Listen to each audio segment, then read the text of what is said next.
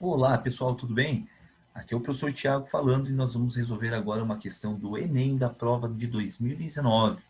Uma questão que se refere ao assunto de eletroquímica, as reações de oxirredução. Assunto cobrado quase em todas as versões das provas anteriores do Enem. Um assunto muito importante que sim, você deve se debruçar sobre ele. O enunciado traz as seguintes informações. Para realizar o desentupimento de tubulações de esgoto residenciais, é utilizada uma mistura sólida comercial que contém hidróxido de sódio, NaOH, né? Não esqueça uma base forte, uma base corrosiva, né? Deve lembrar aí da soda cáustica. E outra espécie química pulverizada. Então foi colocado hidróxido de sódio juntamente com uma outra substância, uma outra espécie química pulverizada. O termo pulverizada significa com alta superfície de contato. Quer dizer que a substância foi colocada em pedacinhos muito pequenos, quase que em pó. Quando é adicionado à água, essa mistura, ocorre a reação, uma reação que libera gás hidrogênio. Vou deixar marcado isso, gás hidrogênio, porque esse seria, né, o termo que faz a gente começar o raciocínio dessa questão.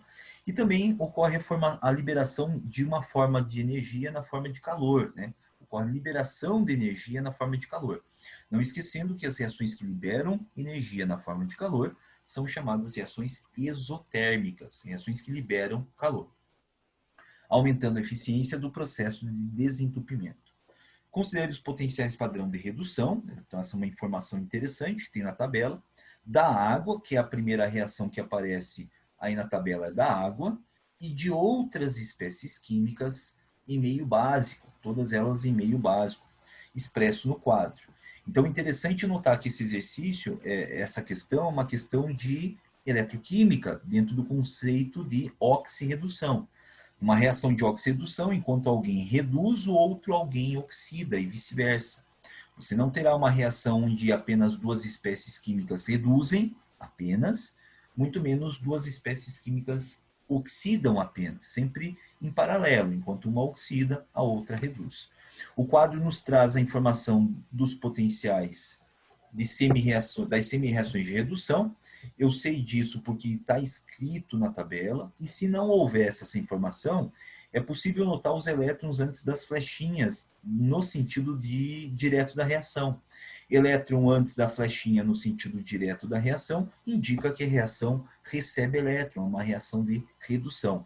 Portanto, os valores de potencial apresentado em volts se referem à potência que aquele material tem em querer promover a reação de redução. Então, uma coisa é fato que nós marcamos lá no enunciado, é a formação, a produção de gás de hidrogênio.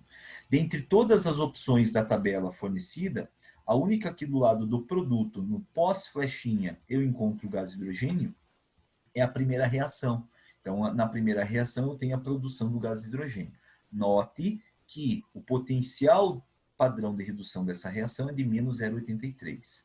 Quer dizer, imagine você que eu coloco um outro material pulverizado, de acordo com o texto, que tem um potencial maior do que menos 0,83. Por exemplo, se nós tivéssemos usado aqui o cobalto, o potencial do cobalto, ele é menos 0,76.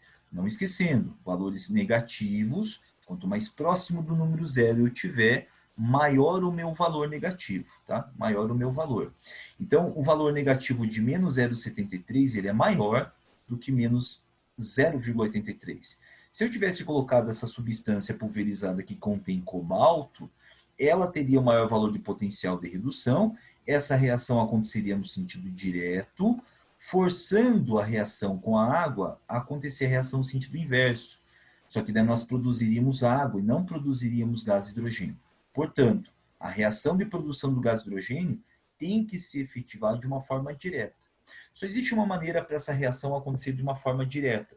Se o material pulverizado que vai reagir com a água tenha um potencial padrão de redução menor do que menos 0,83.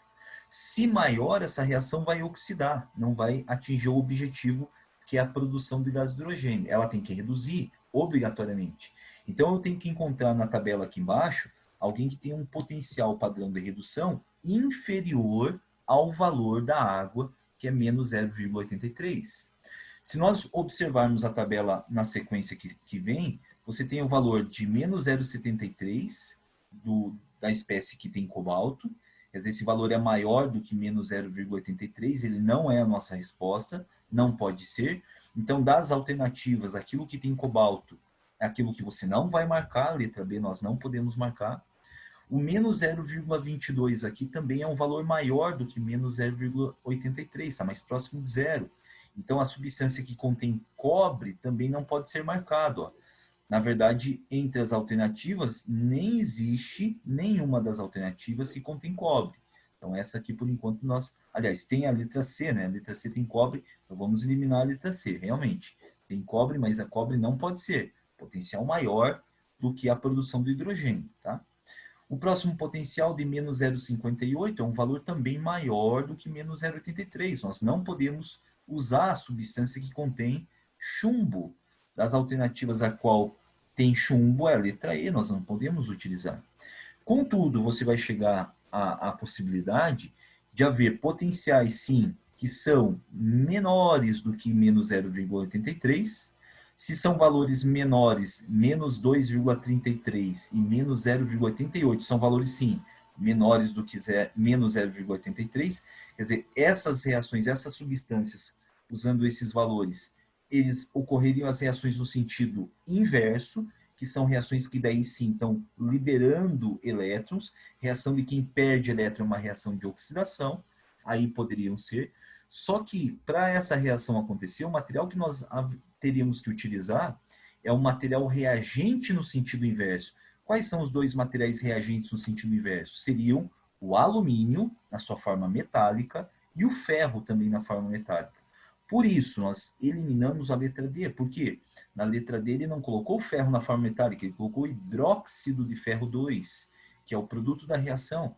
Mas como a reação tem que acontecer no sentido inverso, ela tem que partir do ferro metálico e não do hidróxido de ferro 2. Então, por isso, a alternativa D acaba não sendo a nossa resposta, apesar de ter um valor de potencial abaixo do indicado pela água, e sim ser uma reação de oxidação. Mas teria que ter o ferro metálico e não o hidróxido de ferro. E aí a alternativa que nós vamos chegar é do alumínio, porque se você tem aqui na letra A o alumínio metálico, e ele já é resposta, então marcamos letra certa, a letra A, uma vez que eu coloque o alumínio metálico, como ele tem um potencial de redução, né, abaixo do potencial de redução da água, que é de menos 0,83, esse valor está abaixo, significa que essa reação vai acontecer no sentido inverso, que é a sua oxidação. Então, eu preciso para isso que o material pulverizado que seja colocado juntamente ao hidróxido de sódio, então vai produzir íons hidróxido aqui, ó, uma base forte vai produzir bastante íons hidróxido, juntamente com a água, faça a produção do gás hidrogênio, se libere calor e vai ter uma eficiência no processo de desentupimento. Então, marcamos a alternativa certa, a letra certa, a letra A. Espero que você tenha gostado desse exercício, tanto quanto eu, acompanhado o raciocínio dele. Questões eletroquímicas são extremamente importantes na prova do Enem. Se ligue sempre nessa dica. Se você quiser, fica disponível aí sugestões de novos vídeos para que você acompanhe novas resoluções. Bons estudos para vocês. Forte abraço. Tchau. Até mais. Tchau, tchau.